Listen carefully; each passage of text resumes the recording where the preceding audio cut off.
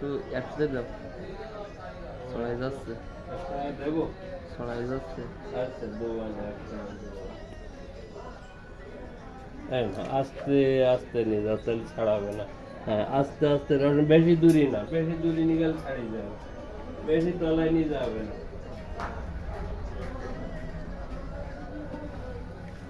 এই কটা দিয়ে দিলি হয়ে যাবে না, ওদের হিগে না 13 কেজি। আচ্ছা এইবার এই খদ্দের খুচরো খদ্দের গুলো ছাড়াই দাও, আর যেভাবে যেটা করলে হয় সেটা কর।